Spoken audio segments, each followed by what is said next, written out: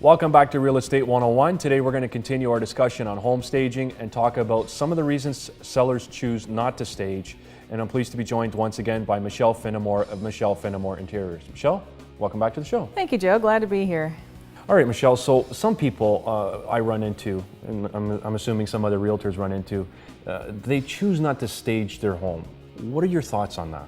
Well, you know, Joe, it's a funny thing. It doesn't matter if the house is a $500,000 house or a $2 million house. They seem to all have the same reasons why they don't stage. So we're here today. I'm going to give you some things that you can suggest to them that this is maybe why they'd want to stage a home. All right, so other people, you know, they want to stage, but for whatever reason they choose that maybe for the first month they want to try to sell their home on their own, I guess, to save the cost of staging. And then if it doesn't sell, they want to call in a home stager. What are your thoughts on, in terms of cost versus profitability on selling their home, how it helps them or hurts them? Mm-hmm. Well, in my experience, and I do stage over 500 houses a year, I find that the staging investment is always less than the first price reduction. And that's what happens, is that the seller will actually lose all those very first people that are so interested in their home.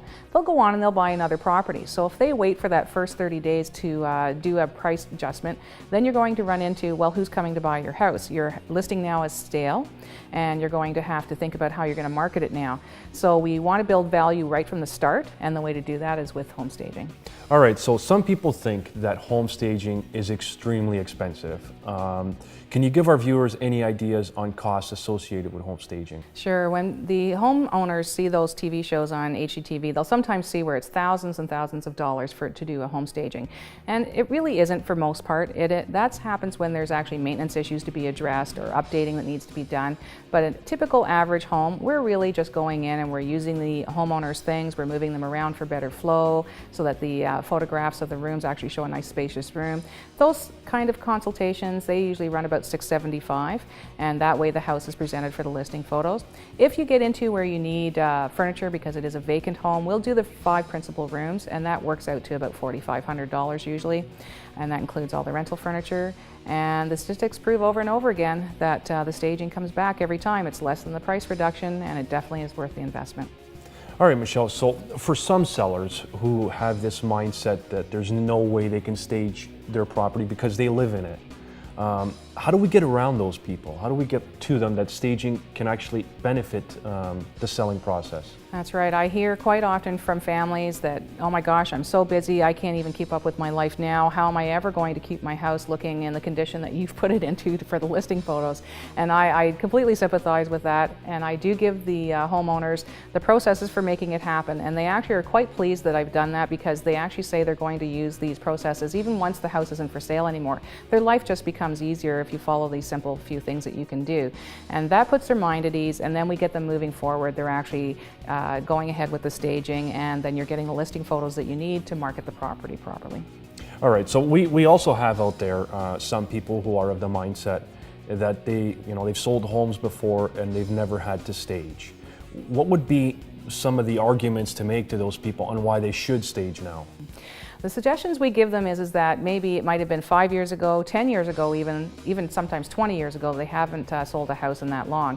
In the last 10 years, they've invented HGTV. Everyone watches, and now even the men watch. So what are you going to do? Everybody's expecting this house to be given to them in move-in condition on a silver platter, basically.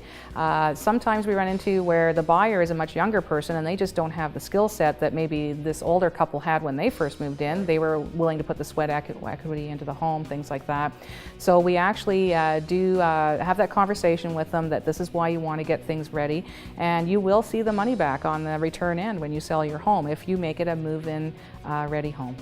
All right, Michelle, so sometimes when I've recommended home staging to some of my clients, because I thought maybe we can make some improvements on some of the colors of the wall, the wallpaper they had, the tiles that were cracked, the rebuttal seems to be, why not let the buyer decide what they want in their new home?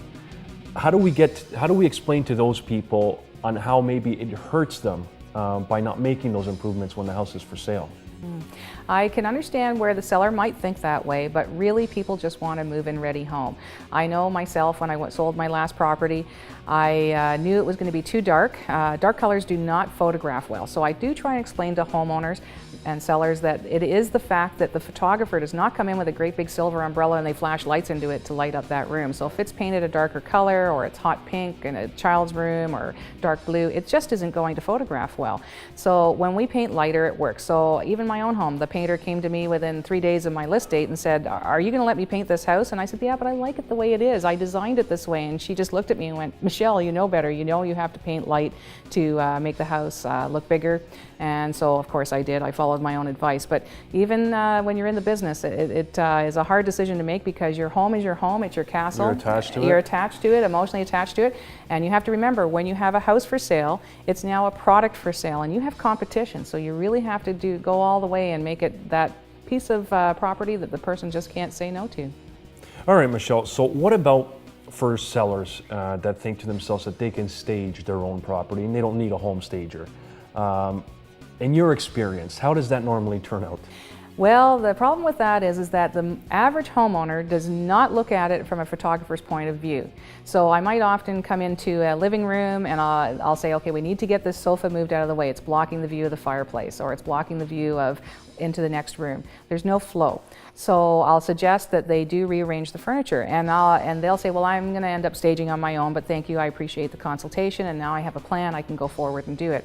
The problem is, I look at the listing photos, and there it is, that sofa is still there across the opening to the room. You cannot see the fireplace properly. The sofa actually takes up about 25% of the listing photo, and we're not selling sofas, we're selling room and space. So this is why it's really important to have your professional stager come in. I always suggest at least an hour before the photography, and even if they've packed up and they've done all their cleaning and they know what they've done and all those little things I've asked them to do, it still pays to have me come in and make sure that house is ready for listing photos. All right, Michelle, any last tips for viewers on our show that may be playing with the idea of using a home stager? I would say do your due diligence. Do ask to see their portfolios. Look at some before and after so that you get an idea of what kind of work they do. Some people specialize in luxury, or they'll specialize in condos. They'll specialize in country properties. So make sure you know who you're hiring to do your staging, and that way it'll all turn out well. All right, Michelle, great stuff. Thanks for coming on today's show. I'm looking forward to seeing you again next month. Thank you, Joe. So there you have it. If you need the help of a top home stager, get in contact with Michelle Finnemore at Michelle Finnemore Interiors. I'm your host, Joe Tercera. Thanks for watching, and we'll see you next time.